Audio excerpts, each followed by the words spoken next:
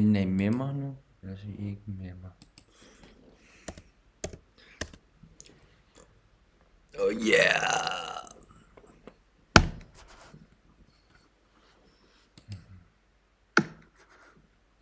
Oh yeah! Oh yeah! Oh yeah! Oh yeah! Oh yeah! Jeg tror, der er nogle opdateringer. Repair. Start repairing.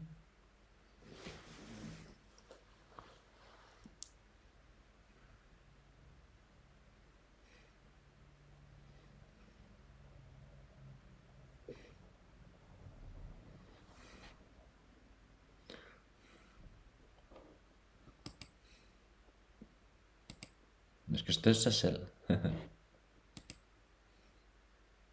Lige nu sparer du 50% på dit medlemskab. Short Gym. Fitness for alle.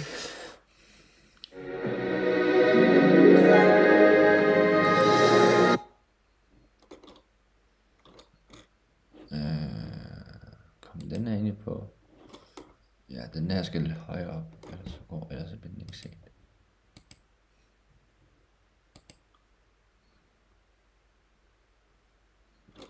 Den er også nyere.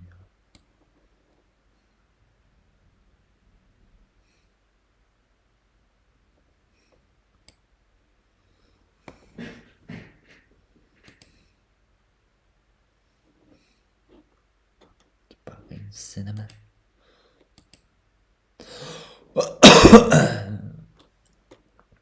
Ja, sådan. Det er også min mest sete video.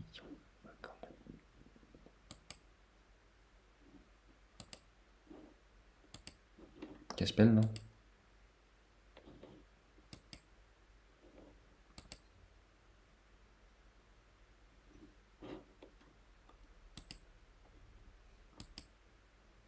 Jeg holder en consistent 100 views på min vlogs. Holder en consistent. Hvad får vi på? Prøvestone. Tak igen. Det er kun mig og Asmus i dag. Ja, og kun er faktisk ret mange. Det er fordi, at Asmus hjælper med at flytte i dag. Ja. Så, men vi bliver næsten færdige med det hele. I hvert fald med det, vi skal på i dag. Ja, det kan se på den video også. Ja. Så vi beslutter os, at hvis vi bliver færdige tidligt, så får vi til at gå på bakken. Og så længe fordi vi også har lavet lidt sang i ekstra. Så er det ikke. Så lad os prøve det flyveren. Hvad får vi på? Prøvestone uden sovs. Der mangler sovs. Det er en rum burger. Det smager godt. Vi vandet om natten. Det er ikke en del af hvad? Det er ikke en del af rummet. Hvor er storm?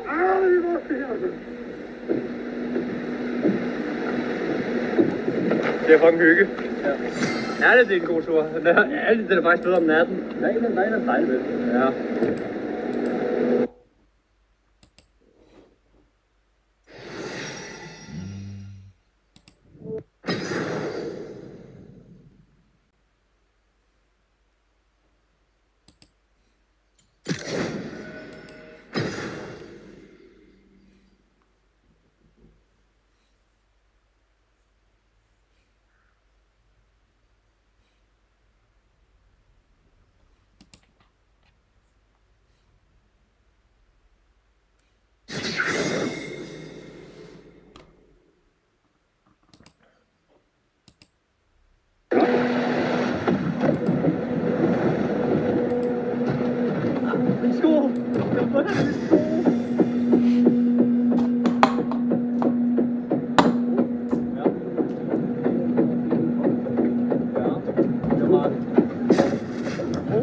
Support.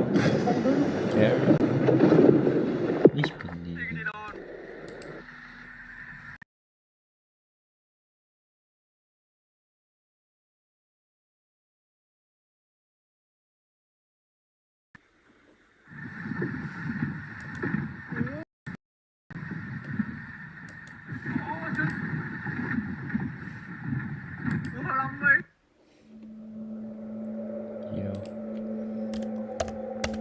Det er ikke en del af åen.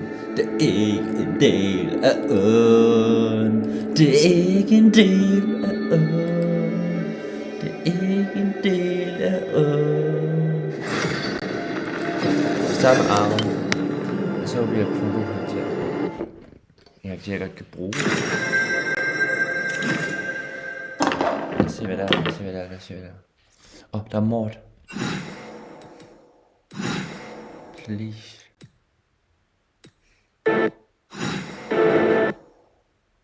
Know the rule. Be the stone. Destiny, domination, deceit.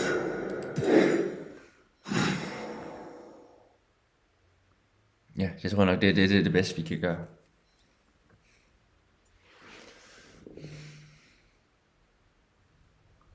Og selvfølgelig streamer UL.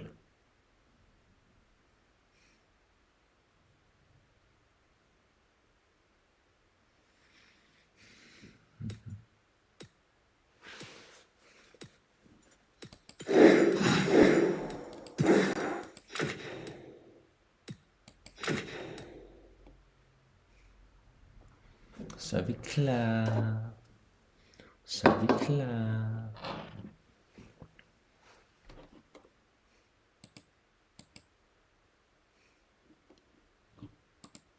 And there's a loss of life. You can only... No hate towards Ricecom or anything. Obviously, when there's a loss of life, you know, this is no laughing matter. So, yeah.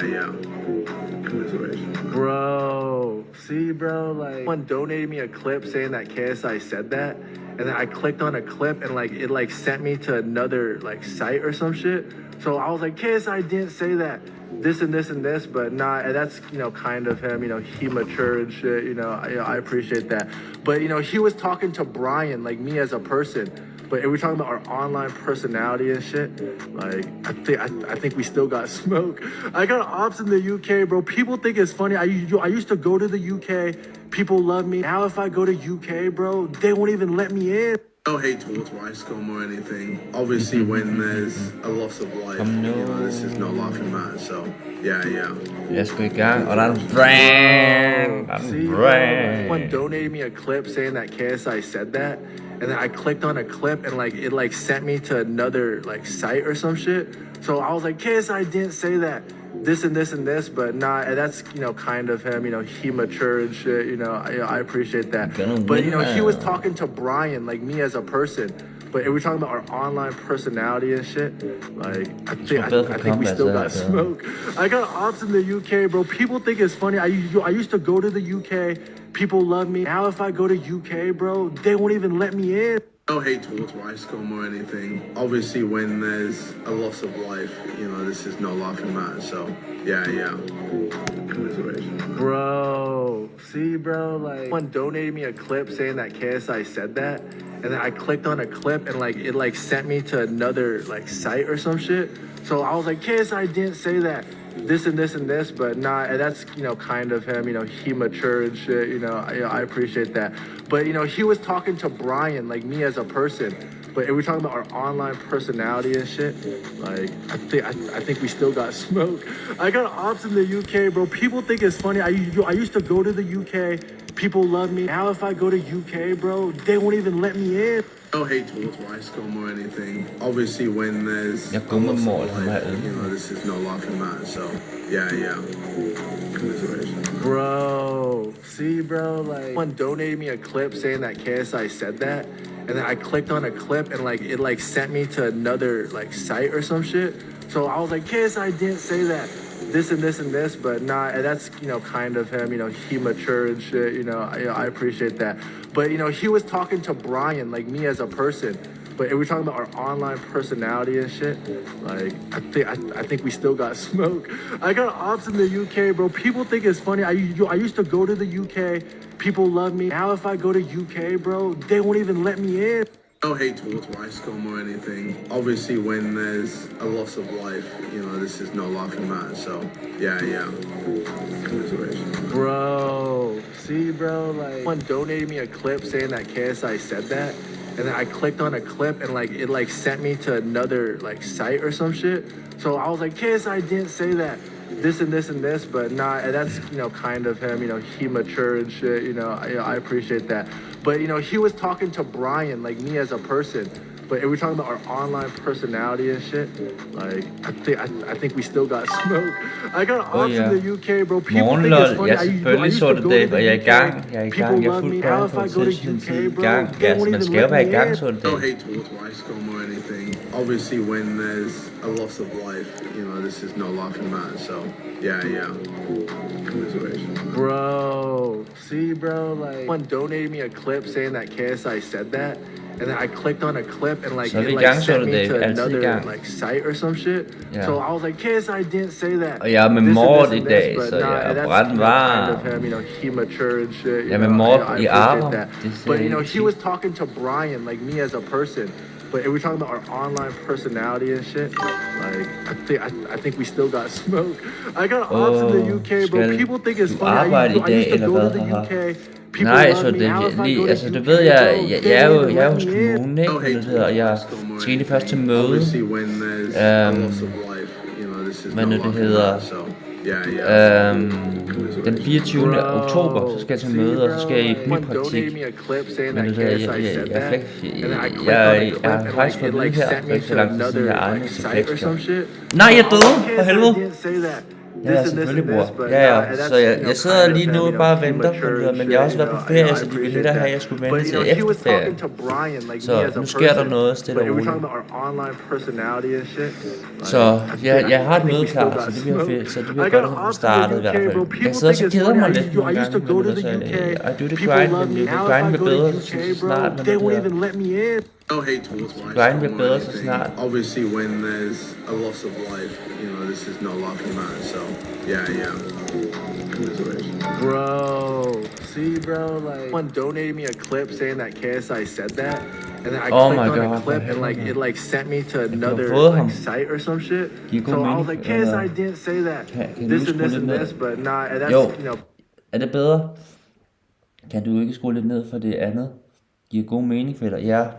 Men det er også fordi, som sagt, jeg har jo mine udfordringer, så, jeg er jo ikke ligesom, skulle lækkert med lidt fri. Ja, det er altid lækkert, jeg har også arbejdet, jeg straight også arbejdet 7 måneder i Netto, men det hedder, kom hver uge, så, men det er også med at se, hvad jeg kan, men du ved, flexjob er sgu ikke tab, det vil jeg sige, det der mange, der vil ønske, de havde, flexjob. Så, og jeg har også brug for min frihed. Det er mere det. Man har brug for sin frihed. Der har man det. Du behøver ikke at slukke. Bare helt ned. Jamen, jeg kan ikke gøre andet lige nu. Det er også bare en short, der kører. Oh my god, for helvede. Jeg skal tage dem. Yes, 7 assist. Skal jeg se, om jeg kan købe nogle sko. Sko. Jeg har sådan nogle lorte sko. Jeg tror, jeg køber dem her næste gang. Men nu køber jeg den her. Så den er overstået. Så køber jeg nogle sko næste gang. Ja, du er på grind nu, Waller, ikke tænk. Ja, præcis. Jamen, så gør jeg noget, det vil jeg da mindst sige. Altså, jeg sidder ikke bare der på min flade røv, og så sidder og sover. Altså, jeg er da glad for, at jeg gør noget. Altså, det kan man mindst sige.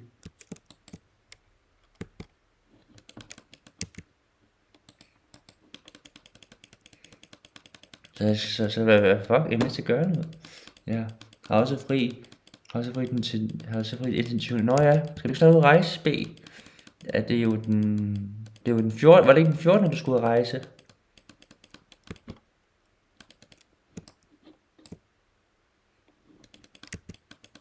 Og der er mange. Men kan sgu ikke sove, hvad noget det hedder. Ja, 2 sekunder.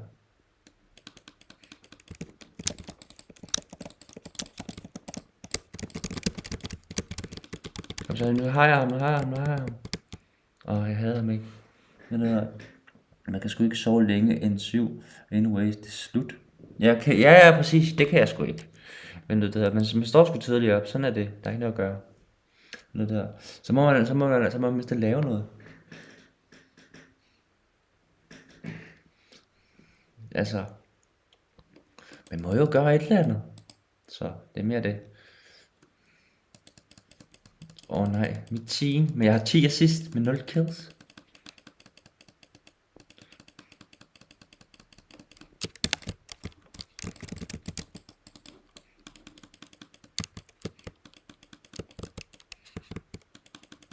Vi fik hende. Oh my god, yes. Tag det tårn, tag det tårn. Dyre sko. Så er vi dyre sko. Der er vi skudbørter, vi snakker senere. Det gør vi, bror mand. Det gør vi. Du ved jeg på grinden, så vi ses. Jeg ønsker dig godt helbred. Come on, du ser min stream. Og inshallah for dig. Joho. Nu skal jeg kæmpe. Vi er her for at få W i arven.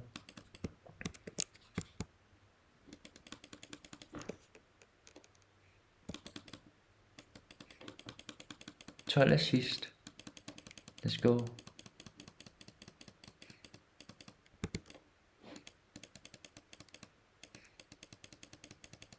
Hyg dig. Vi ses short day. Yes, jeg fik et kill. Sådan, nu fik jeg mit første kill. Take down. Sådan.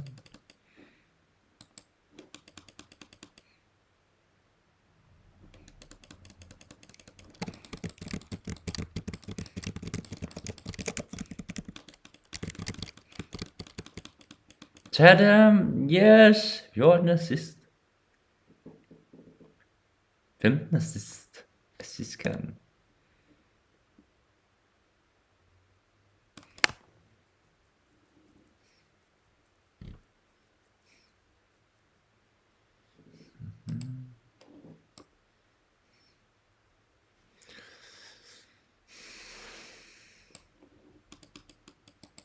Og nu fører vi. Sådan.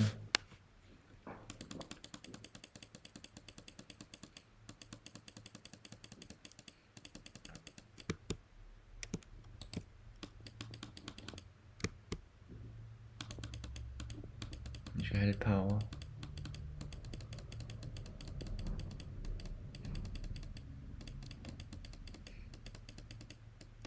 Han skræmmer bare.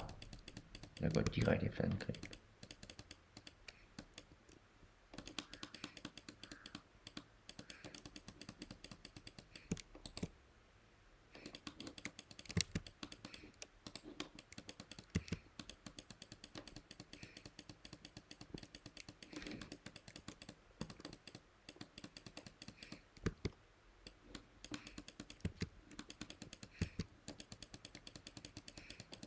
Vi går tilbage. Nej, der er en healer. Nej, vi går tilbage.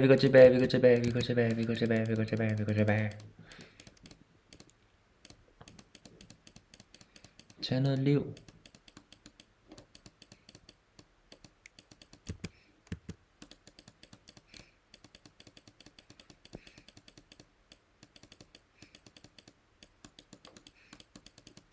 Nu tager vi den.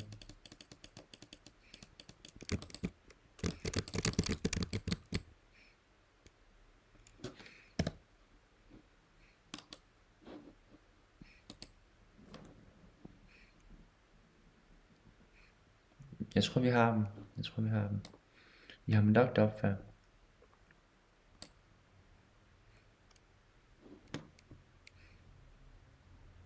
Ismark han er varm.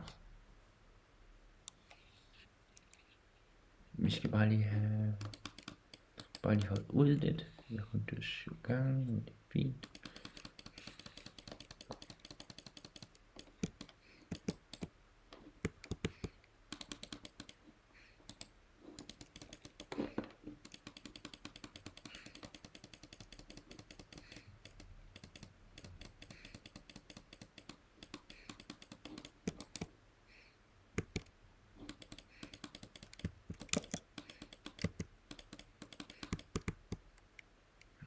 For helvede.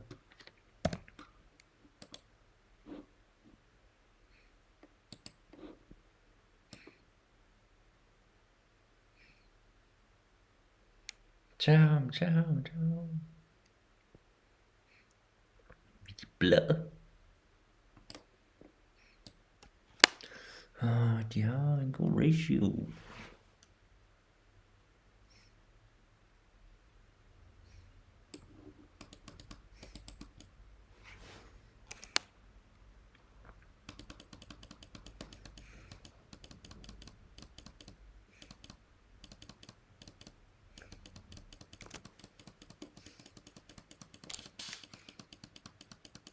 Nu tager vi det tårn.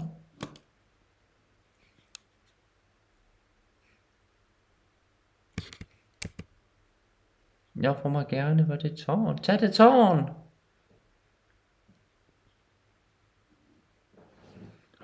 Vi kunne have taget det tårn 100. Vi skal bare prøve hinanden.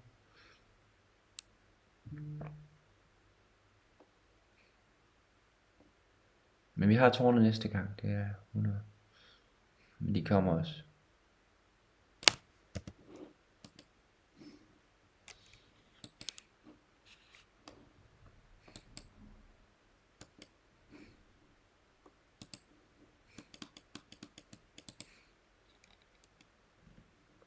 Jeg skal have et kill mere.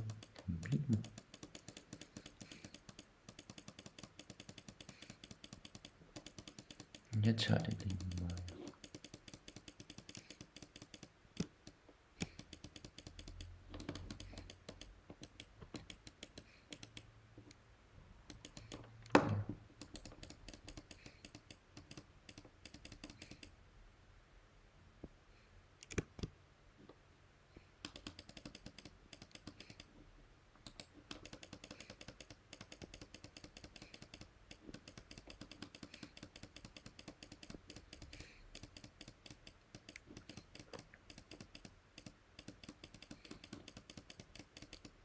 Full power.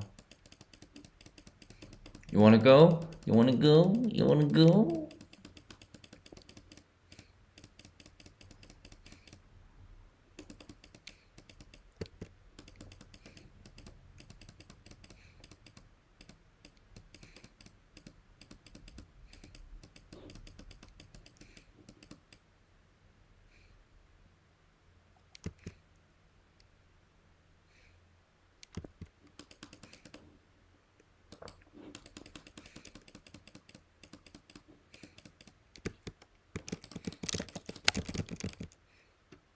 Ja.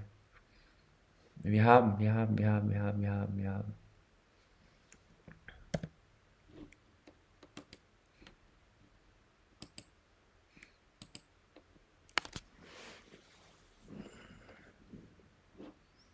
De kommer som en storm.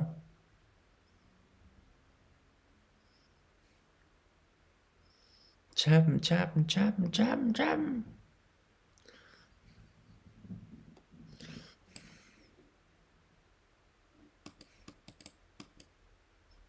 Jeg tager så mange coins.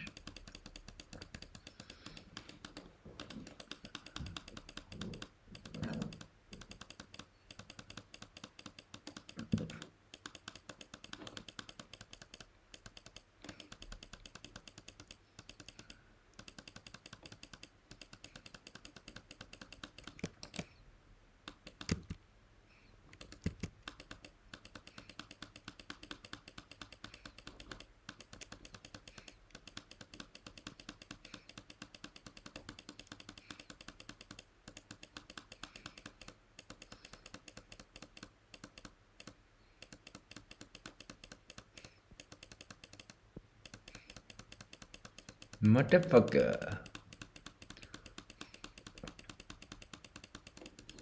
Oh!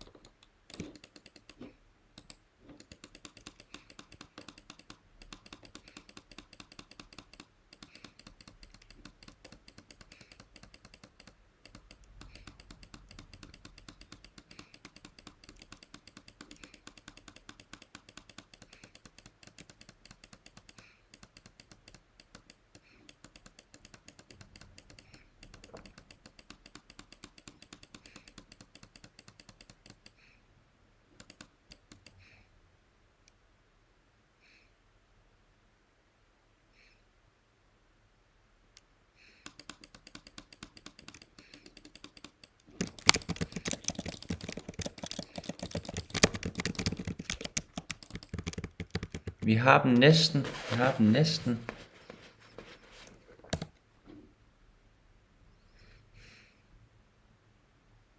Jeg kan købe den næste gang. Yes, vi vandt!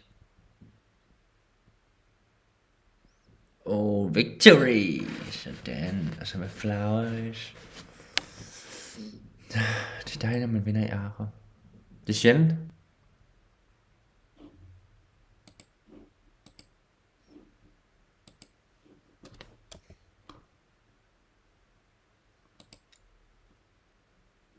Jeg synes hun...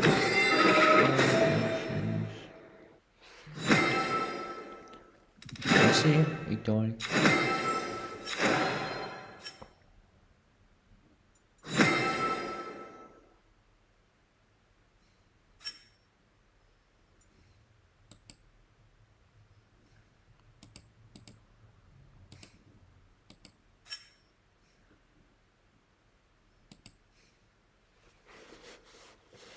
No, 3.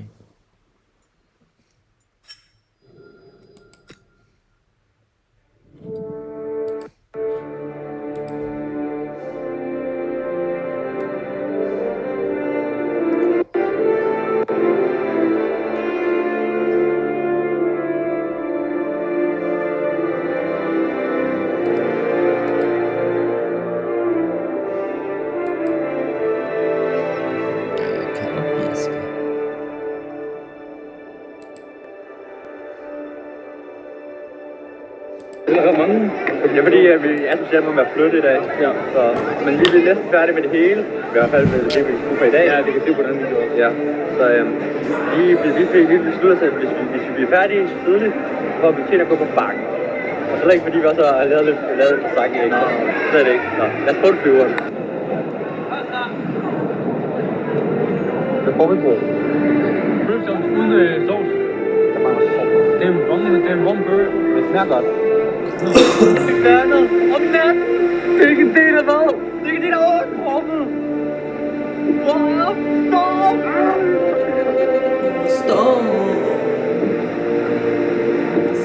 Det er fucking hygge. Ja, det er en god tur. Men det er faktisk noget om natten. Ja, det er dejligt. Ja.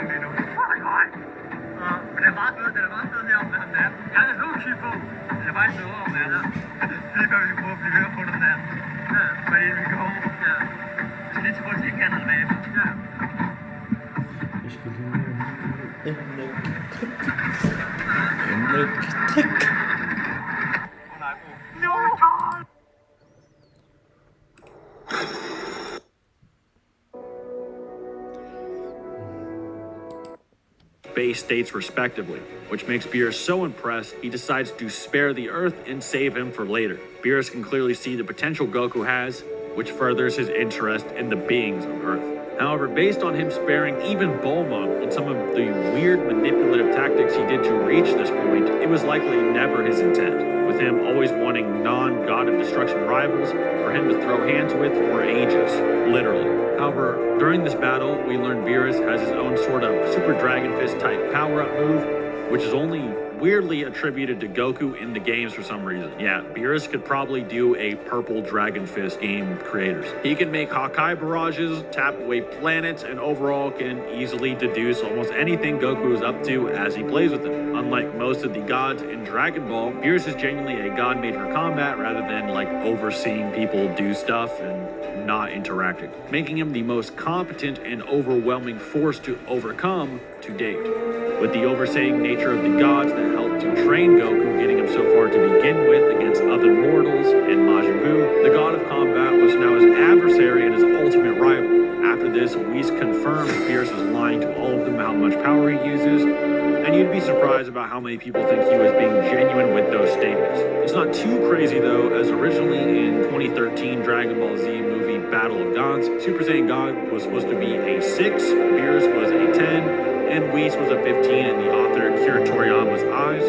Then with the 2015 Dragon Ball Z movie Revival of Frieza, and with the now running Dragon Ball Super manga needing Beerus to take a long-standing non-movie role, things sort of had to change, which is why this lying and deceptive narrative was thrown in more. It's quite frankly a more interesting aspect of the character. After this beatdown, it's revealed Vegeta will never reach the level of Beerus, training the way he usually does, and in mere months. He reaches the level of Saiyan Beyond God alongside Goku, with them being able to go Super Saiyan God, Super Saiyan, or essentially Super Saiyan God with Super Saiyan stacked on top. Even with this 50 times multiplier, as implied in the Tournament of Power during the Kefla fight, and in the 2018 Dragon Ball Super Broly movie, Beerus is still way stronger. Whis, however, then drops a pretty stupid line again, saying if they teamed up, they could maybe hold their own against Beerus. This is obviously pretty inaccurate. They stand absolutely no chance against Beerus, even with the prospect of teaming up. The only way this line makes sense is if Whis knows about, say, maybe Potara fusion, which isn't impossible. With that being said, I think it's important to note what Toriyama originally intended for the power scaling of the story versus what happened due to writing choices from the others on the Dragon team. Choices made by Toyotaro, for example, and the multiple writers for the Dragon Ball anime making their own choices. It's a typical case of too many chefs in the kitchen, and Toriyama's original idea was clearly that Goku and Vegeta working together in Super Saiyan Blue could rival Beerus. This is first stated by Whis, as I said, but then we learned in interviews that 2 Super Saiyan Blues were originally supposed to be more than Fusion Zamasu could actually handle, with Vegito Blue actually being Toyotaro's choice to make the arc more exciting, even after he himself acknowledges it is out of character and doesn't really make sense. So Vegito Blue, which represents the 2 Saiyans and Super Saiyan Blue working together instead. This is very consistent with that logic, but once again, I'll get into that later. You'll notice from Toriyama's perspective as well that he didn't intend for Goku and Vegeta to actually really get much stronger and to be at their limits while they, say, work on their fighting styles and energy management or whatever. This is why weird lines keep popping up about them not getting much stronger with training, which is a big meme many years ago, such as the time chamber training in Universe 6, why they were at their limits but the new Goku Black wasn't, and why in Dragon Ball Super Hero, Vegeta makes the line that they are at their physical peak or limits, even though it actually makes absolutely no sense with what we've actually seen in the series, because it's more focused on Toriyama's original perspective. Back on topic though, Frieza gets infinitely stronger during his movie and during his arc by training at least in the Dragon Ball Z movie site, and goes golden to rival the new Super Saiyan Blue. Then when he sees Beerus, he immediately becomes frightened, as it is implied Beerus can still no-diff him at any point of conflict, even after all of them getting insane yams.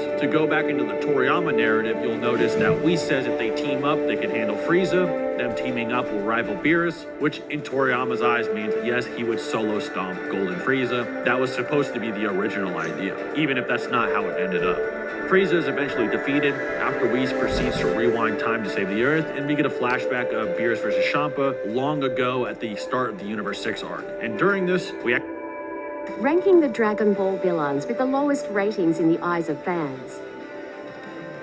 A high rating doesn't necessarily mean much, but a low rating definitely points to a problem. The one in first place is downright infamous. Number 10, rating 5.6. As the underling Veggie are brought to Earth, Nappa's presence was incredibly intimidating when he first appeared. Facing the Earth's warriors one after another, except for the main character Goku, Nappa easily took on 5 of them. Not only did Chiyo-Otsu's self-destruction fail to harm him in the slightest, he also casually broke Chen Qin-Un's arm with a single punch. But why is his rating so low? Perhaps it's because after Nappa realized he couldn't beat Goku, he immediately tried to kill Krillin and Gohan. In the end, having no more use, he was annihilated by a single blast from Vegeta. Meeting such a clownish end, it's truly pathetic.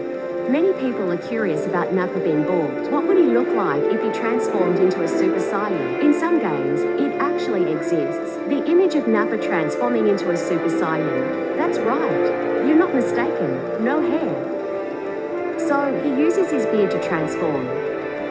Number 9 Raditz. Rating 5. Raditz and Nappa are to complete extremes. One has no hair.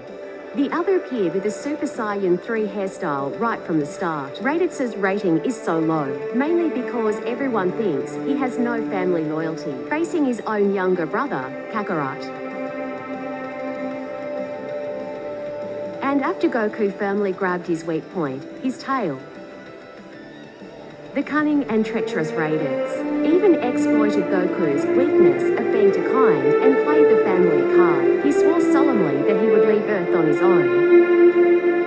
After Goku hesitated for a moment and let go, Raditz immediately got up and delivered an elbow strike, showing his true colors. He not only showed no mercy, but also intended to kill him. Truly treacherous. Number 8, Zarbon, 5.1. Zarbon and Dodoria as Lord Freeze's to top henchmen. Honestly, I didn't expect Zarbon's rating to be so low. After all, as a handsome man in Dragon Ball, Zarbon not only has good looks, but also strong fighting power. He even won the heart of Vegeta's wife, Bulma. The reason so many people gave him a low score is likely because Zarbon's transformed state is just too ugly. The difference in appearance before and after transformation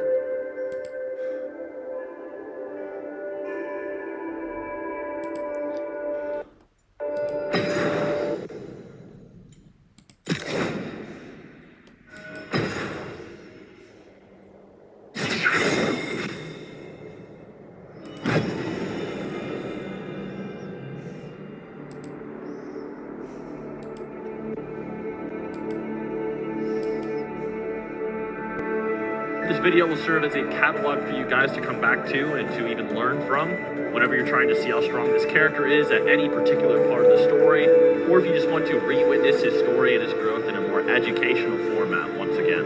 I'm making this video and help. With that, we move on to the Broly movie. The Broly movie was weird because of what continuity it takes place in, where it stated that it was mainly based on the anime continuity and continue where the anime left off. Someone argued that the movie is applicable to both the anime and manga, due to the manga scrapping it and moving straight to the Moro arc and just giving a weird panel or two of the Broly fight and a mention, but that's about it. Personally, I'd say it just mainly applies to the anime version, and the material we see in the manga for the Broly fight is nothing like the movie at all. But if you want to say it applies to both, then go ahead. Broly is hyped up in a lot of promotional material to be possibly as strong or stronger than a God of Destruction, with Goku and Vegeta encroaching on God of Destruction levels in the material, Goku of course not being able to use Ultra Instinct at will, which is pretty much the confirmation that base Goku was not Ultra Instinct level in base at the end of the Tournament of Power, like a lot of people were debating about before this movie was released. Most people don't really think that anyway, but some people on the internet do. Broly, who is another Saiyan, is also hyped up in promo material to be the strongest enemy to date. This has created a lot of debates on whether Jiren constitutes as an enemy or a rival, and many translation battles ensue over that. But if you do think that Broly is stronger than Jiren, it doesn't really mean anything other than Gogeta Blue is probably stronger than Ultra Instinct Goku. However, if you think that Jiren could at least face Broly, or is perhaps stronger than him, then that means Ultra Instinct Goku should be able to perform similar things that were performed in Broly versus Gogeta, which is also more plausible than you think when you realize that, for instance, Super Saiyan Broly versus Gogeta was the one who broke through into another dimension just by punching each other, with Broly going full power green-haired Super Saiyan inside of the dimension, and Gogeta going into Gogeta Blue after they punched into another dimension. So this may apply to Ultra Instinct Goku as well from the Tournament of Power, depending on your interpretation of the power scale. Even before that, we get to some minor scaling of Goku and Vegeta facing Broly before he goes full power, and there's a weird pseudo-argument people have about Goku versus Vegeta in the movie. One of those arguments being how base Goku does better than Super Saiyan God Vegeta did against Ikari Broly at the start of their fight, despite the fact that Broly is just rampaging, is probably not holding back whatsoever, depending on their forms. This would also somewhat confirm those debates I had where I just kind of was memeing that Goku would be empirically above Blue Evolution Vegeta in base at the end of the Tournament of Power due to Android 17 scaling, but this feat made people really start to believe that unironically. My counter for that, however, is that it's more than likely Vegeta is just holding back on Broly and testing him, as Goku and Vegeta Blue are pretty relative and still have a pretty much perfect fusion into Gogeta, which is really only possible to relative in power. So it doesn't really mean a whole lot, in my opinion. Other than that, we see Sun read Broly's emotional state and understand he isn't a bad person, and he uses his God-Bind ability to hold Broly.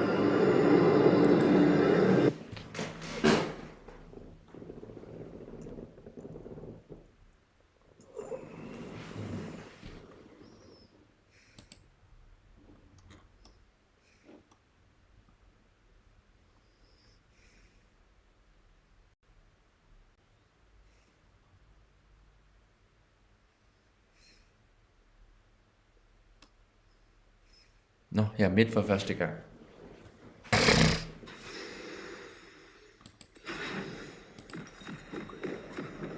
Jeg skal have noget mana.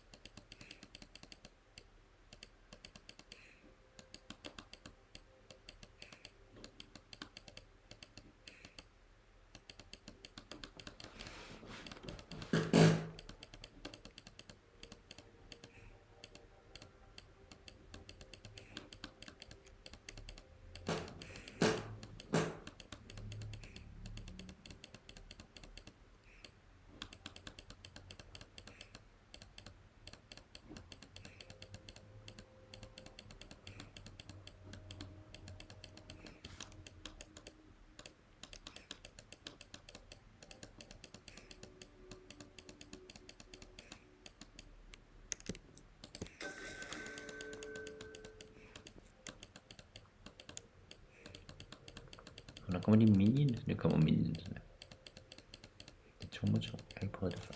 Det kunne gøre mig lidt god til top.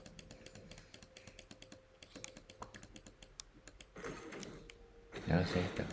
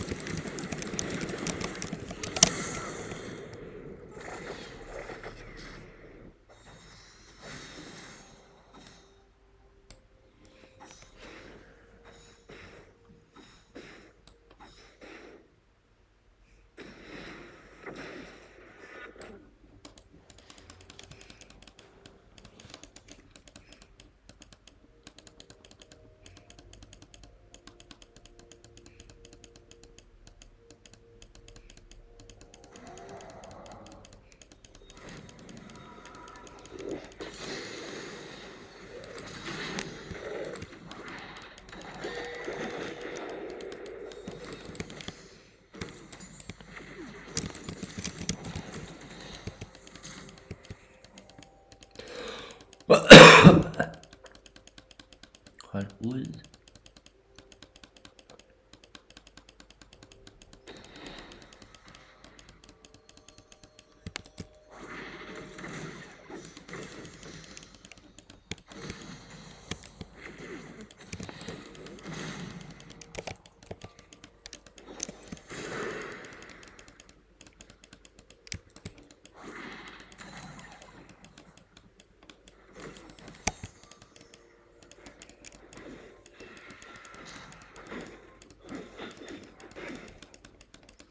Altid på, altid stress her.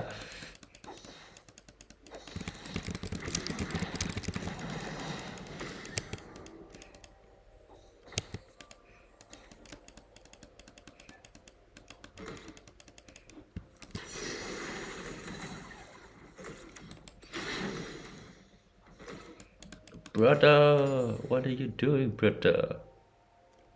I don't give a shit.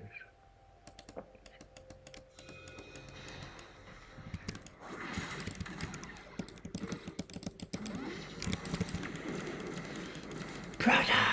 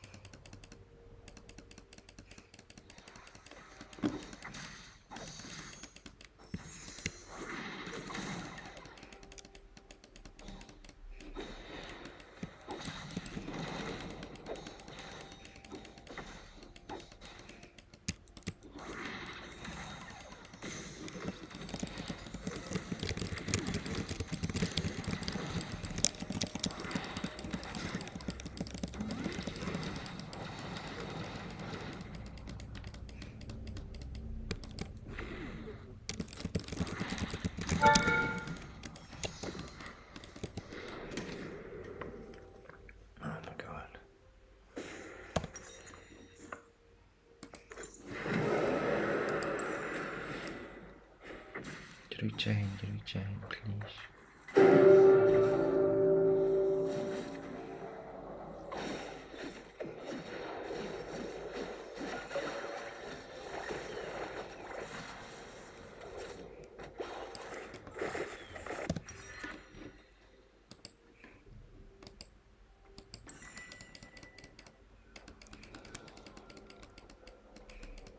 Den rustning er tyk.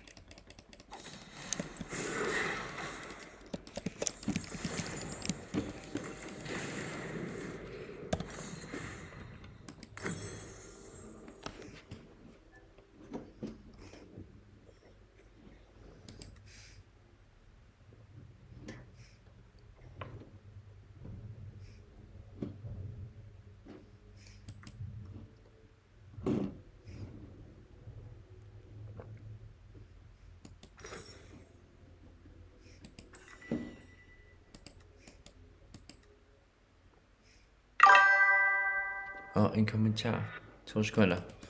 Jeg skal lige... Det går ikke så godt.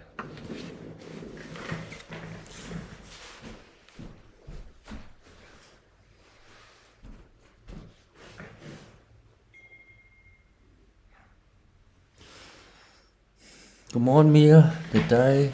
Shit, jeg er rigtig falden.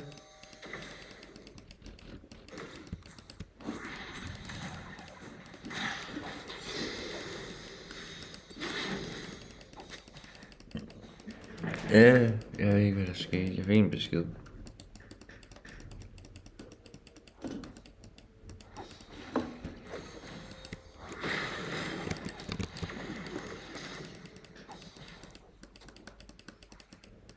Jeg skal tilbage. Og hele.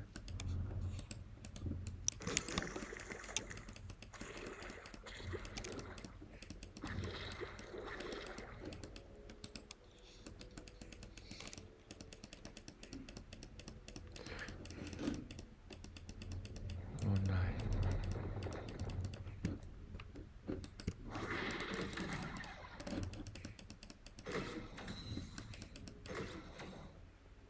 Nu skal jeg være på vagt hele tiden.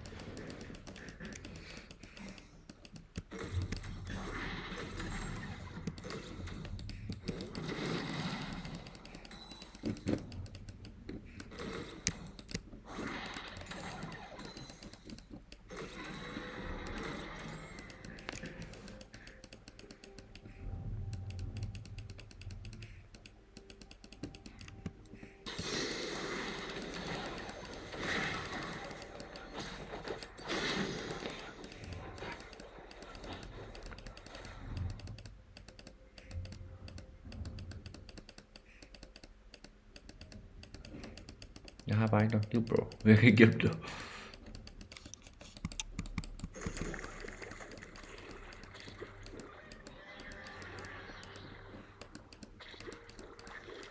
Jeg skal mere død og holde. Nu tager vi os sammen. Vi slår sammen.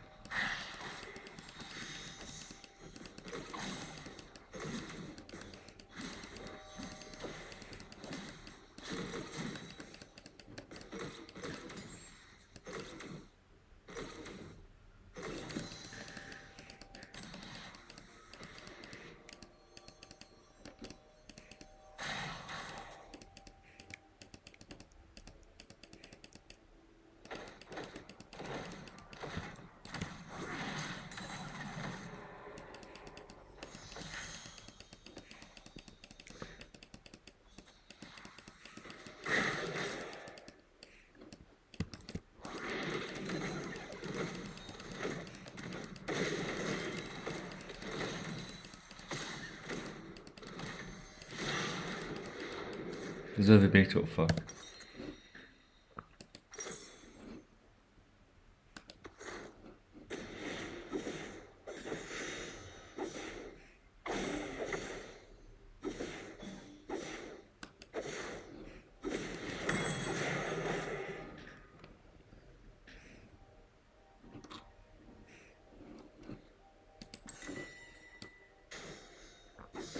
Jeg håber, det hjælper lidt.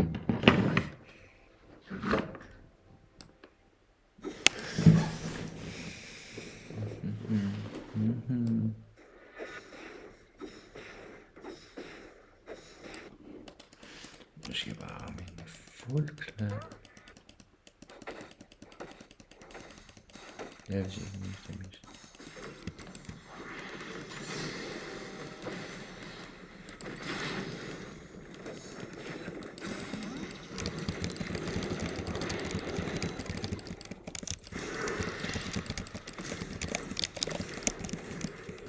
Så er jeg sådan, fuck. Jeg går lige på trappen. Jeg er bagud. Det er rutine nu.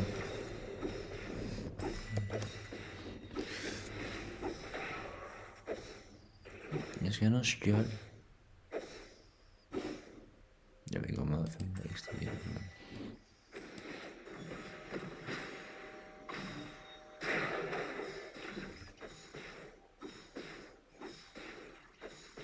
Jeg er på vej i skole. Okay, fair nok mere. Hvor hyggeligt.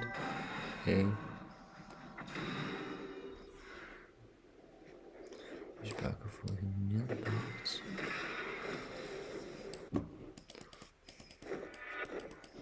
Okay, jeg tager de her. I har ikke skrevet sådan her.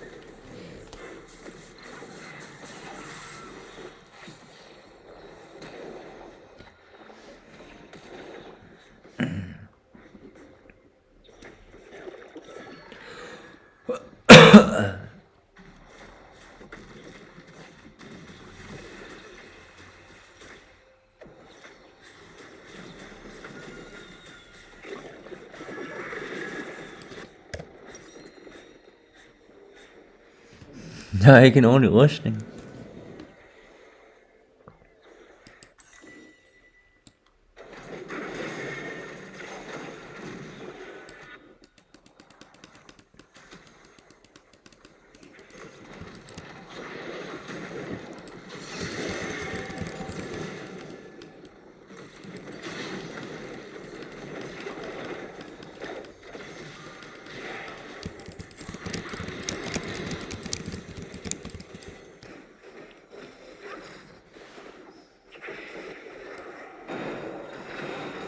Jeg var nogen sidst.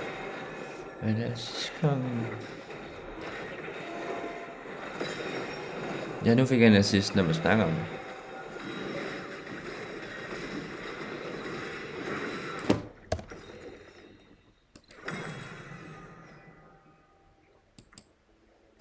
Så skal jeg have...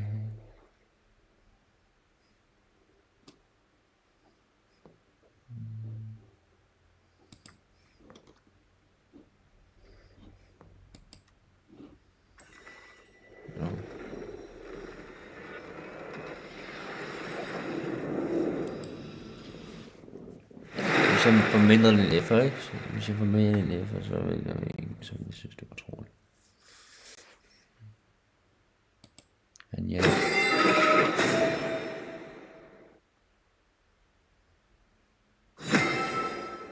Idéer. Okay, det var ikke så slemt. I gotta check down.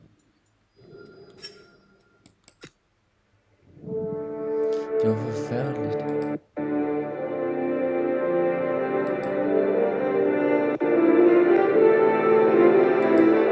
Place with just his key. He also uses red Rasangans or something. In the staff statements for this movie, there was talk of Gogeta and Broly possibly facing each other on the surface of the sun. I'm not even joking with that. But it was scrapped for some reason, so they either thought it was too over the top or not possible for them to do. You guys decide. After the fight, Goku says Broly is probably stronger than Beerus, which going by the manga is probably not true, but for the anime might be true. We kind of have to wait to see. One possible interpretation you may be able to make about this is that because Sun might not know the true limits of Beerus' power, that he is assuming the strength of Beerus based off of the statements that were made about Jiren being stronger than the gods of destruction. Therefore, he may be saying, at the bare minimum, if he believes that Beerus is weaker than Jiren is normally, that he thinks that Broly is stronger than Jiren normally. However, this statement would not apply to Hidden Power Jiren, who goes a step further beyond his already above God of Destruction level powers to begin with. That's just a little bit of headcanon, but if you think the statement was made to further solidify that the anime version of Beerus is weaker than the current top tier fighters, other than the Angels and so on, then that would be the case. There's also a novel version of the Broly movie, which somewhat has a different set of events. The manga, anime, and novel all seem to be their own continuities, with the main thing about the novel being that Frieza thinks that Broly is the craziest and strongest thing he's ever seen, which some people memed makes him even stronger than Zeno, but probably means in the novel version that Frieza might think that Broly is stronger than Jiren. However, the only problem with this is that even in the novel continuity, we have no idea how conscious or aware Frieza was while Mastered Ultra Instinct Goku fought Hidden Power Jiren, as he only seems to really come out at the very end after the fight is over. But if you think that Frieza did see Hidden Power Jiren, then in the novel he thinks that Broly is stronger than Jiren. However, as I said before, this is novel continuity, not anime or manga. Somewhat of a weird third continuity. Anyway, as expected, the Broly movie was pretty short, but the Moro arc should give us a bit more to work with. Unfortunately, though, at this point, it is manga only, and due to the anime padding out things to absurd levels and adding more information to stretch out the time of their episodes, the information might not be as crazy as you're expecting. Regardless, though, the arc starts off with Goku and Vegeta getting messed up by Mirish while in base, who's pretty much an angel in training, so not really an anti-feat, although it makes you wonder how strong his weird stun gun is, or is every Galactic Patrol agent given this anti-Goku and Vegeta stun gun? It really makes you wonder. Sun specifically tells Mirish that there are fighters in the other universes stronger than them still, and mentions Broly in the same line of thought, so this probably means that Sun is saying Jiren and Broly are stronger than him still at the start of this arc, with him only beating Jiren thanks to a technique he can't use at will, and beating Broly versus Fusion. Or he just assumed there are people in the remaining 4 universes that didn't participate in the Tournament of Power stronger than Jiren, which is not ever implied anywhere and seems a bit of a stretch. This arc features, of course, Moro, who is one of the most taxed and weird opponents the Saiyans have ever faced. In fact, by the end of it all, Sun seems to think that Moro is just straight up the toughest opponent he's ever faced, which we'll get into in a bit. The first thing Moro has that seems to really body the two Saiyans is he seems to have a Spirit Bomb-like life drain ability that seems to drain your powers regardless of your consent, and he can do it seemingly passively mid-battle and grow stronger from it. He can also straight up absorb this Spirit Bomb Genki-like energy and amp himself, as well as having numerous Babidi-like magics that are probably even better, if anything. He can also absorb power similarly to the androids, and eventually even gains the power to copy the power and abilities of any fighter he grabs the back of the neck of after he absorbs a being called 7-3. One concept of Moro is that he is someone who has been fighting the Grand Supreme Kai and the gods for millions of years, with the Grand Supreme Kai's godly powers being sealed away to seal away Moro in prison. These remnants of the Grand Kaioshin's powers lay dormant in Majin Buu, or Good Buu, and Oob, respectively, with the majority of it going to Oob, who is Kid Buu's reincarnation.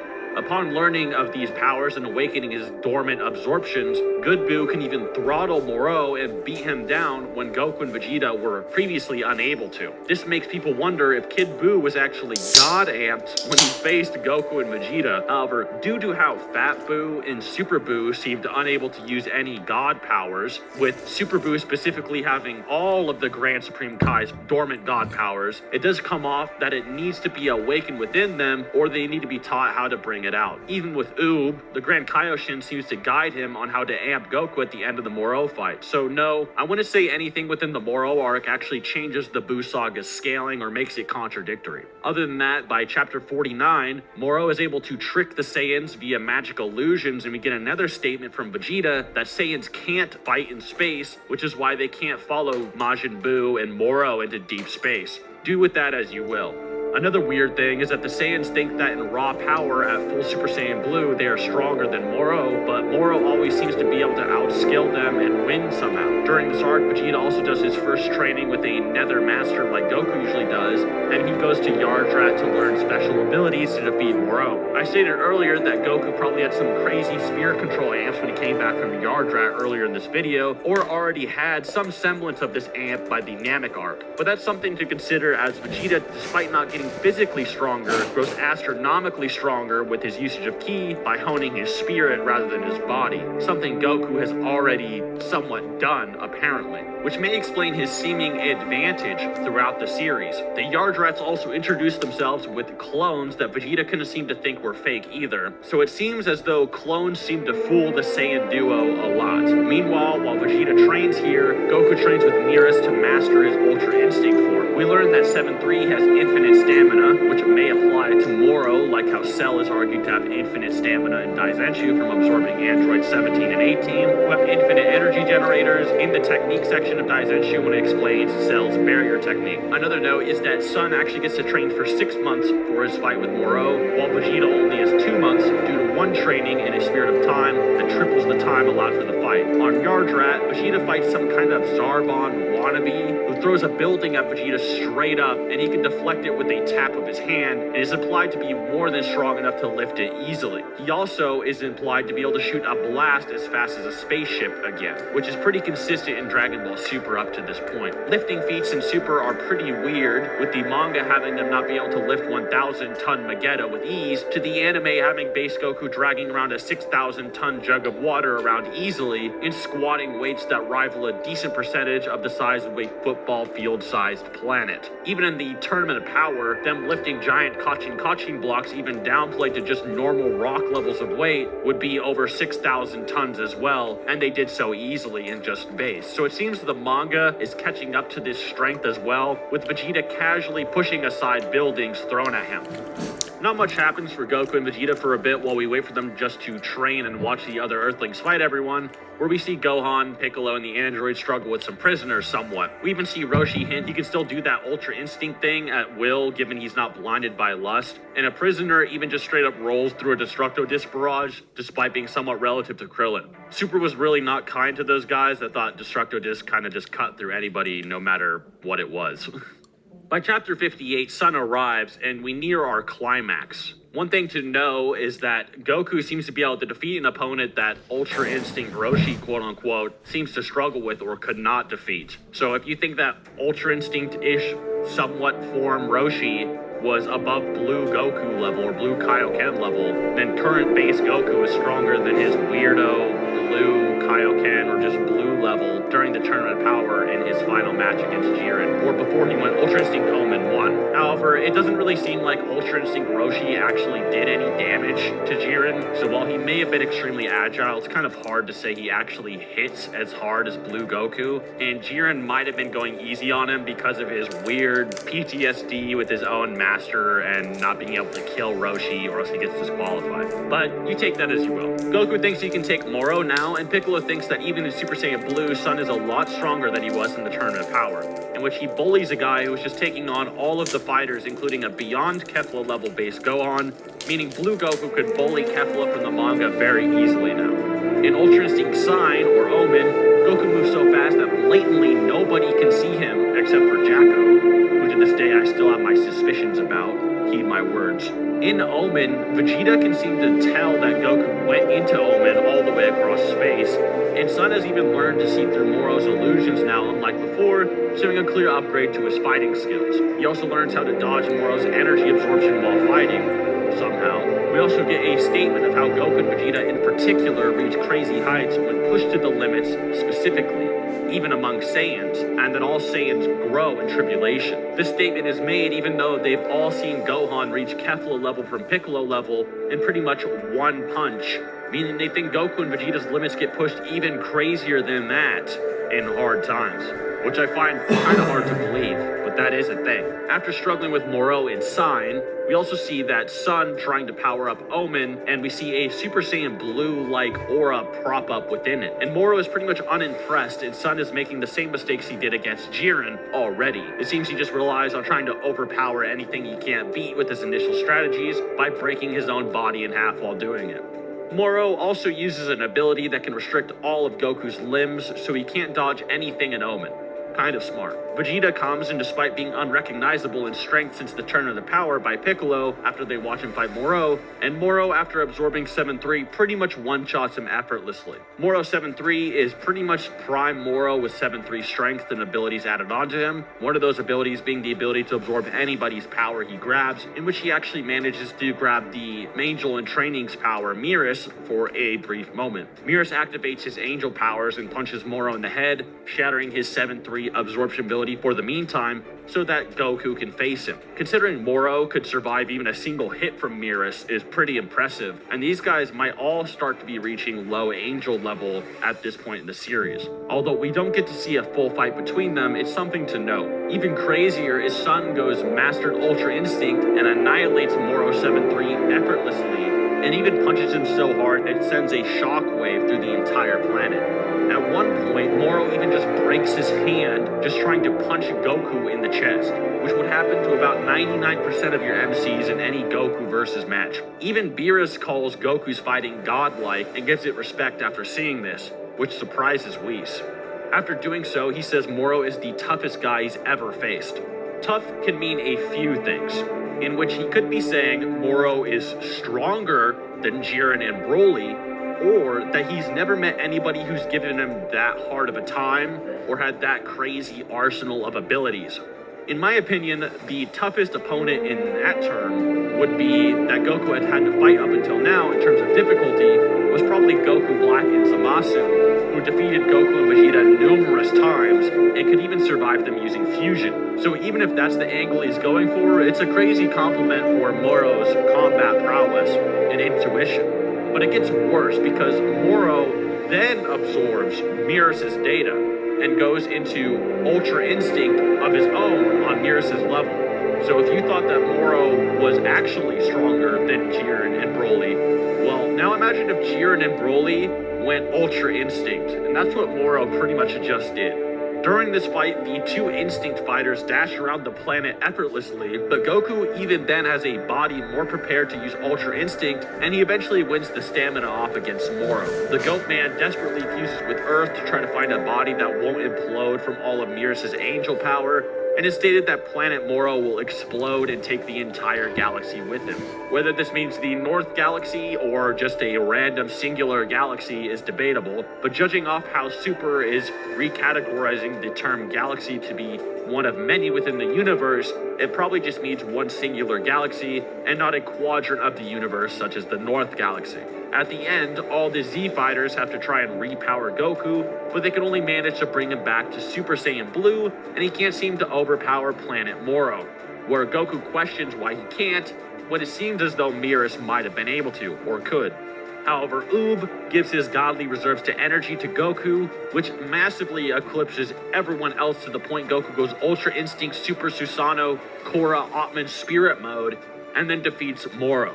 I actually calced the size difference between Oob's energy and the Z fighters, and the difference is actually thousands to hundreds of thousands of times of an energy difference, which may mean Ultra Instinct Goku is thousands to hundreds of thousands of times stronger than Blue, or that this avatar form is, depending on your interpretation.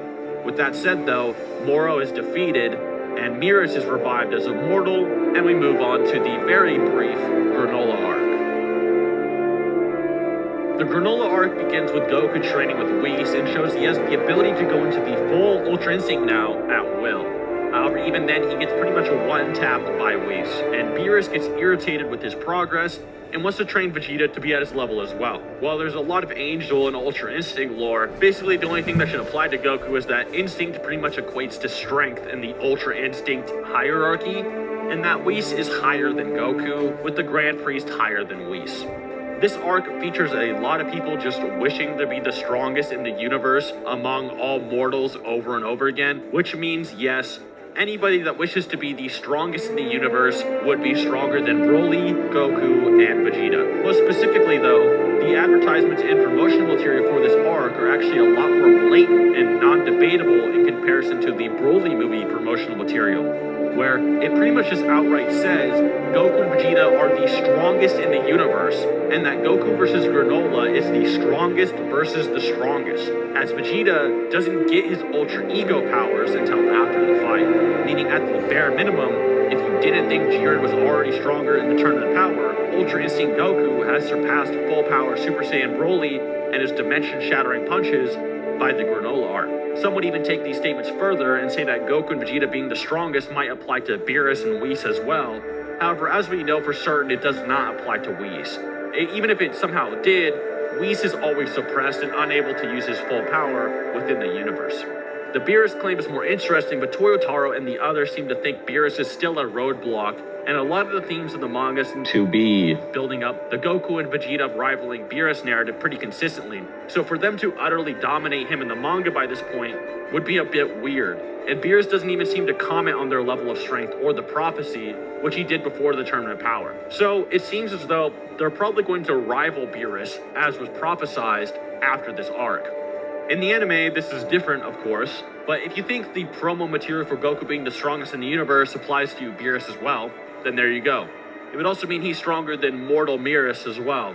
Other than that, we learned some new weaknesses for Ultra Instinct, such as its accuracy and perfect ability to counter and react being nerfed as time goes on, in what seems like a very short a period of time. The Dragon Ball Super website basically confirms that Goku only fights a clone of Granola that only had a fraction of the original powers, and it nerfed his instinct enough for the real Granola to basically one-shot him after his instinct state was nerfed. Some others would argue that Granola didn't obtain the title of strongest in the universe, however, until he unlocked his second red cerulean eye, which is also somewhat hinted at on the Dragon Ball Super website, possibly implying that Ultra Instinct Goku could have probably dealt with full power Granola before his second red eye was awakened, which is somewhat shown when Vegeta and Ultra Ego seems to force him to evolve and unlock it, and it's supposed to be like his own version of Ultra Instinct, but God of Destruction-y, or something. It's pretty consistent with that idea. Dragon Ball Super staff also comment how they like how Goku and Vegeta seem to be equals again, now that Vegeta has awakened Ultra Ego, which further reinforces that Ultra Instinct Goku probably would have pushed Granola to awaken his second eye as well. It's also a bit confusing that Sun couldn't tell the Granola he was fighting at first was a clone, or not real, when he was able to see through illusions before. But maybe clones and illusions are too different for Goku's training and he can't see through them. Naruto fans about to go crazy. No joking, no joking. But anyway, the only other real thing to know about the arc, since it's so short and incomplete, is that Granola seems to have an instant transmission-like ability that's faster than instant transmission, but Sun can tell it's faster, meaning Goku might be able to tell the difference between instantly appearing and appearing faster than an instant, which is really bizarre. But hey, if he really has infinite or beyond time level speed, I guess that's not inconsistent. So go that gang that believes all that stuff. Regardless though, not a lot of feats were other than Ultra Instinct being able to perfectly protect Goku's vitals while it's peak with some Bardock and Vegeta hype, blah blah blah. Also, some other guy named Gas wishes to become the strongest in the universe too, but as of me writing this, which is before January 20th, 2022, we don't know how Goku compares to him, so it's irrelevant, and I think the most important takeaway is the lore of Ultra Instinct, its weaknesses, and Goku being confirmed stronger than Broly at the very least. But by the Granola arc, before any crazy wishes and amps and crazy power journeys, Goku had successfully become the strongest mortal in the entire universe for certain, with it being finally confirmed in promotional material and everything else. One last thing that does happen is I did read the newest chapter on January 20th, 2022, is it seems that Vegeta can take a hit from an amped and enraged Gas, who was the strongest in the universe, while in base form. So I don't know if the base Saiyans just have absurd durability and their power scales less than their durability, or their durability is just higher than their attack, but that is something to consider, as it probably applies to Goku as well. Unless you think base Vegeta just has like thousands of times more durability than Goku does, which probably doesn't make a lot of sense. The only thing left for Goku now after this is the other universes and the gods themselves. And I can't wait to see where he goes even from here. Maybe one day he'll fight the guy who created Zeno or all of reality or something and will really reach some godlike fictional status. But for now, That's everything on the canon timeline for the strength of the immortal, stronger than even gods, Son Goku. Thank you all for watching. One last little fact, just for old time's sake. Did you know Akira Toriyama once stated in an interview that he watched my videos and thought I was an authority on Dragon Ball? No, not really. But you should subscribe. Thank you all for watching over the years. It's been a crazy ride.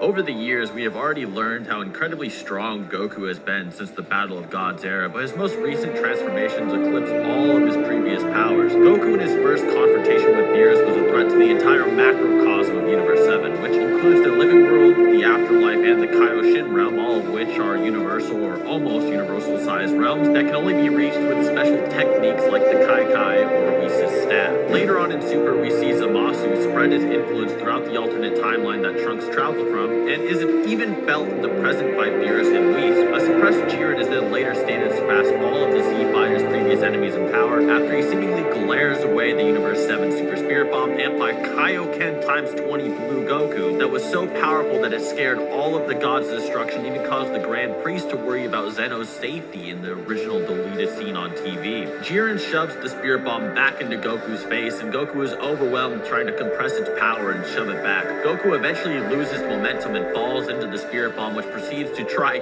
killing him and ripping him apart. In his desperation and his denial of this, Goku's body forces his own limits and abilities wide open like a floodgate, way beyond Kaioken could ever dream of. This awakens what we would then know, or call as a fandom, Ultra Instinct Omen, and with this Omen, he shakes the entire world of Void with just his presence alone. The world of Void is described as a massive, infinite, empty void. These voids are quite common in Japanese stories and even take a spotlight in shonen like Bleach, which has its own Mugen with similar lore. How you would shake such a structure is up for debate, but there are a few methods to go about it. You could say that he simply is shaking the structure slash box of the void itself, since the void does have a confirmed infinite space, if even void of time, although it is called eternal, which later on we learn that Jiren's power does transcend time. You could also argue that the shaking of the void is actually Goku's energy itself seemingly shaking or vibrating, as it stretches beyond an infinite range, or that the structure or scalar quantities of the fabric of the world of void itself is being shaken. This infinite powered Omen then fights foes that gave powerhouses like Hit and even Vegeta trouble, whom Goku then casually swatted away as if we were told to leave it to Jiren, as Goku seemingly blitzes all of them and employs a unique fighting style we've never seen before. Omen 2 then scales far above these already casual feats due to the fact that Goku gets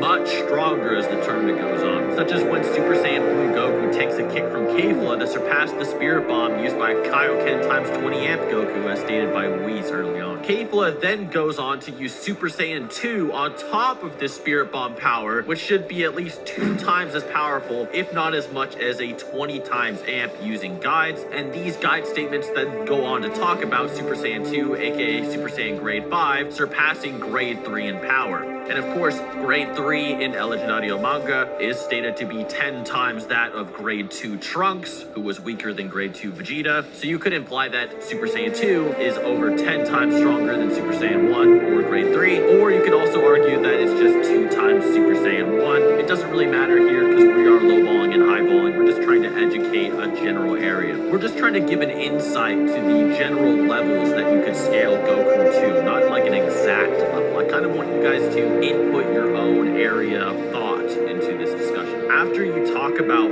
which guide you want to go with, what interpretation you want to go with, you should then include the Kaioken times 2 that Goku was in when he took the kick, which basically leads us to the conclusion that Omen 2 is between 80 through 400 times stronger than when he was in Super Saiyan Blue at the start of the Tournament of Power, because of course the Spirit Bomb itself is Goku Kaioken times 20, and then the Spirit Bomb itself, which is considered much more powerful than Kaioken times 20 by Goku and all the gods' destruction themselves. A still suppressed Jiren is then said to have power and ki heavier than any seen during the tournament up until that point. Jiren also confirms to us himself that Goku has become stronger since the last clash, confirming that Goku has surpassed Omen even with just his normal powers, his non-limit breaking powers. Unless you consider Kaioken a limit breaking power, which it might be, however, it's not considered a super limit breaking power, which is unironically what they say about Omen. Blue Vegeta then fights a slightly less suppressed Jiren, who is stated by Goku to be stronger than anything else he's faced before and the highest energy they've ever felt, and he felt that his final flash could take Jiren down. Goku states this as well, but he states it after getting beat up in base, not to Vegeta's final flash, but to the fact that Jiren is above anything that he felt before. Goku could be referring to the punch that scraped him when he was in blue that scared him out of it, rather than the beatdown he got in base, but it is hard to say. It's not that important. Meaning that this Jiren, later on, less suppressed, is greater than the enraged Kefla, who could kill Omen 2 Goku in a single shot. Vegeta then gets evolution and Goku gets Kaioken times 20, which means they're over 20 times enraged Kefla as they push Jiren even further and are able to damage him when he's even stronger than when that was stated. Vermod also comments on how he hasn't seen Jiren use this much power in a very long time, proving he is in fact having to use much more power to fight Goku and Vegeta later on. Base Blue Goku, Evolution of Vegeta, and Android 17 then proceed to blast Jiren with all of their might. However, Jiren simply powers up to a higher level and his sheer aura knocks all three of their attacks and they themselves out.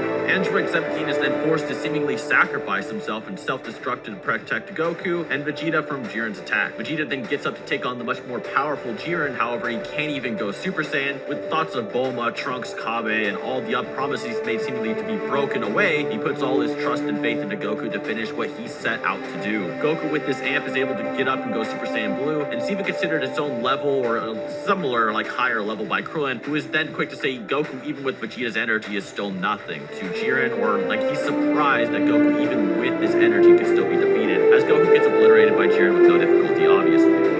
What else would you expect? Of course, Jiren is not pleased and knows Goku has more in him to bring out, as Krillin and many others hinted at early in the tournament. A martial artist tries to bring out his opponent's true strength after all, and what his strength if not tested to its fullest. Just as Jiren is about to give up on bringing out Goku's strength, or maybe it was a threat, hoping to bring it out even further, Goku remembers all the trust and promises given to him by his team and his friends, and goes will then be known as Ultra Instinct Omen 3. In the anime, this episode is referred to as Ultra Instinct Mastered, which is why we call the white-haired form Mastered Ultra Instinct, and it's Goku's final mission to learn how to use Ultra Instinct impactfully, or else it's game over. His last chance is here. After Vegeta tells Vermod about the Saiyans' constant evolution ability to destroy their limits throughout the tournament, and as we've proven in this video, Vermod pleads to Jiren to finish off Goku as quickly as possible, in which Jiren finally shows us his true power. Just his sheer power is able to crush and obliterate Vermod, Topo, Dispo, and the rest of Universe 11, but Vermod says that if Jiren doesn't win, it doesn't matter anyway. Goku then gets shoved to the bottom of the ring and eventually learns how to counter Jiren's power with his Omen as he builds up massive heat and fires that seemingly make a galaxy-shaped aura. Of course, this isn't an actual galaxy as it eclipses the bottom of the ring and clearly isn't actually that large, and it is literally described as Goku's raw heat by Jiren. The heat is obviously the power and how much instinct you are using. That's why Jiren in their first clash said that heat is your limit, because obviously the heat is the level of passion and power that he's utilizing at the moment. Absorbing this heat, Goku finally becomes Super Goku Prime 1 billion and casually blitzes and backflips over Jiren like some Janemba versus Gogeta battle, and Jiren is blown away without even realizing what's happening, even though he's at full power. Omen 3, before reaching its finale with mastery, has no concrete scaling tools like Omen 1 and 2, so I'm not going to say it has an exact numbered increase you could put on it, but if you want to say that it should consistently increase the strength like it did before and be way beyond Kaioken times 20 blue and so on, it'd make Goku overall about 2 through 20 times stronger than his current Kaioken times 20 blue, which, as we established, rivaled if not surpassed Omen 2 from earlier, bringing Goku to around 160 through 800 times stronger than blue at the start of the Tournament of Power. From here, the gods seem to imply that this is the final showdown between two of some of the most interesting people in all of the universes, a man that surpasses the gods versus the state that the gods cannot reach. Jiren in almost every conceivable piece of material for Dragon Ball is stated to surpass the power of a god of destruction or the gods of destruction, with Whis and all of the other gods seeming to confirm through their dialogue and so forth. This truly is a battle that goes above and beyond what anybody expected. Even though these gods can seemingly destroy entire macrocosms in their battle, they seem like nothing in comparison. Ultra Instinct and doo-doos and pee-pees all over this being that strikes awe in the gods God's destruction, and Jiren starts to have PTSD of his past and his purpose. In this fit of delusion, he starts to envision Goku as the man that caused all the pain and suffering in his past, and he was now the obstacle Jiren has been trying to surpass and prove he was better than since that day. So you can see why this can be quite the outburst of motivation and power from Jiren, where he is quote-unquote given a drastic power-up to compete with Ultra Instinct. In fact, you could say that this hidden power is very similar to Ultra Instinct. The red flames are very similar to the blue flames of this godly form, with the flames being described as what defines a godly ascension. Hesitation, panic, fear itself is turned to nothing in the flames, and all he can feel is himself, his opponents in the fight. In time, he becomes so hot and fast that even such perceptions grow dim and fades. As he dives into a state deeper than instinct, there he finds, as quoted by Whis. This is also backed up with how Jiren seemingly doesn't have to move or even flinch, even if danger seemingly flies by him, which Goku notes at the start of the Tournament of Power. So this behemoth might actually have a lesser form of Ultra Instinct on top of this godly strength, or some kind of godly parallel to Ultra Instinct. Jiren at first overpowers Goku and even knocks him out cold for a moment, but Goku's instinct doesn't stop. It grows stronger and stronger as the battle goes on until he's finally able to bully and cream-fill Jiren at the end and look down on him in pity. The form wears off and seems to destroy his body, and you could argue Jiren technically won the scuffle due to such, but Beerus is convinced that Master Ultra Instinct was the superior in this confrontation and that Goku did win if he didn't give Jiren mercy.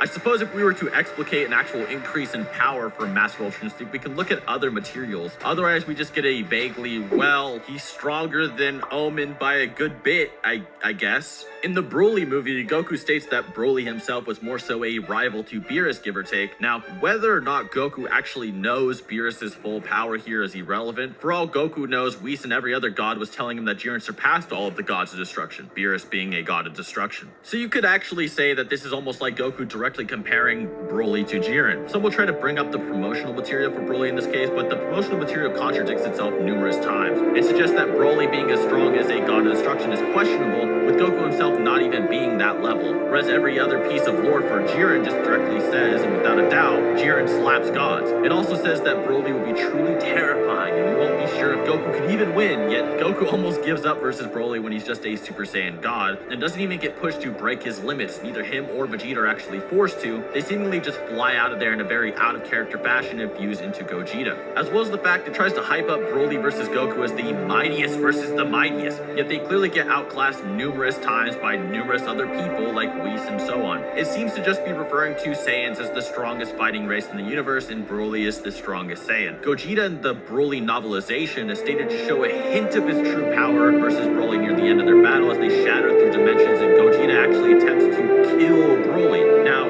fusion itself has a contentious increase of power, but most people agree that it either falls under dozens of times more powerful or fighter times fighter as suggested in numerous guides. If this is true, Master Ultra Instinct even rivaling Gogeta would give it a massive multiplier on fusion level scale. Some will try to say that Gogeta and Broly destroyed a dimension in the fight, however this actually doesn't mean much of anything. Super Buu was able to rip apart and throw around dimensions as well, so there's no proof that Jiren versus Goku wouldn't have done that if they fought in the actual universe rather than the World of Void, which is disconnected from time and space.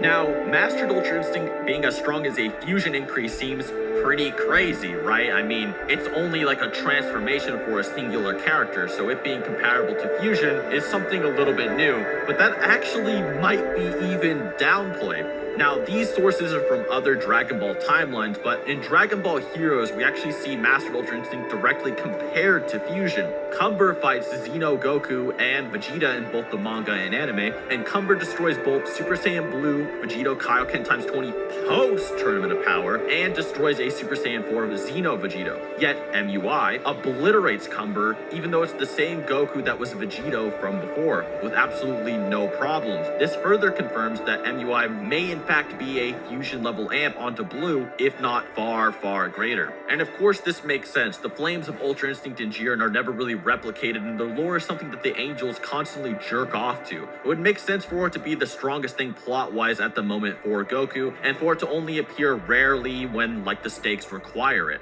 When it's stated him and Vegeta are very impressive after fighting Broly in the manga, Goku responds by instantly deflecting this compliment and points to Jiren as being way more impressive than they are. As Jiren says in Fighter Z, "All right! Come on! Make me get serious here!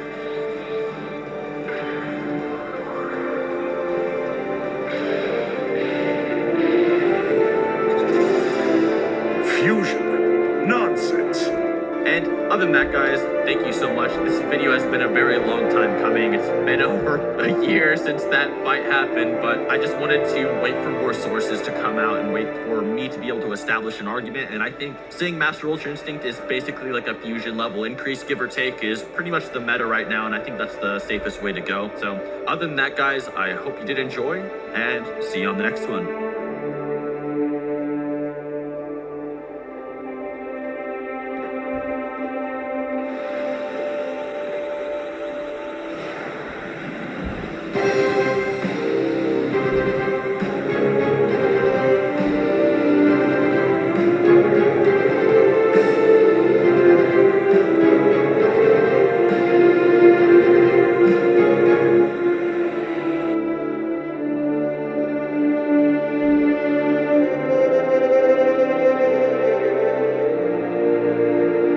Hello everyone, it's your host, Seth the Programmer. I actually had to redo this recording, so I was recording with my PlayStation headset at first. I didn't realize it. But yeah. So Itachi versus Pain, it's one of the most generic matchups in all of Naruto. We did this, as we checked in the last recording, 5 years ago. Maybe 6. It might have been even more. Yeah. Yeah, and obviously, you know, we've grown since then. The way people perceive the series, much different since back then. So it's just time for a redo, and there's a lot of interesting things we want to go over as well, even just surrounding the topic, not even it itself. Before we start the video, I would like to mention today's sponsor, which you can use in real life, by the way, and that is Display. Most of us like our room to look nice and clean by styling our walls. One of the best items you could use to add some style to your room or maybe your office is displays. Now, what is a display? A display is a high quality, one-of-a-kind metal poster designed with amazing art and different passions. For example, there are many, and I mean many, designs, not just designed, but even with brands. Look right here, there's a Marvel one, you click onto it and then different characters appear. I really like these Batman ones, this Souls inspired one by Vidya, and even this duck riding a piece of pizza like a surfboard. Remember, these aren't your average posters, it's a high quality type, it's very sturdy and magnet mounted. You know how it sometimes takes ages to put something on the wall, you have to spend ages trying to put it up, but with Display it only takes about 20 seconds to set up with no tools, and I did it myself, and it actually is, you just slap it on the wall basically, and there's no problem at all. No damage, and overall not stressful. It's super durable as well. Also, as I said, Display is a good alternative to standard alone paper or canvas printing. It's even cheaper when using the top link in the description using discount codes, which is 1 to 2 displays for 22% off, or 3 or more displays are 33% off. So enjoy your high quality posters with Display. They were very generous with the sponsorship, so if you would, please, look into it and actually see if there's something you'd enjoy, or even make your own display for that matter. Look in the description below. Thank you. But just to show you guys that this isn't just like some random Akatsuki versus Akatsuki matchup, I wanted to kind of explain that Itachi and Pain, they're sort of like the middle volume main antags or end bosses. They're clearly like the bosses they fight before they become like pretty much like the strongest guys in the world almost, Yeah, it's what brings them to like a higher level.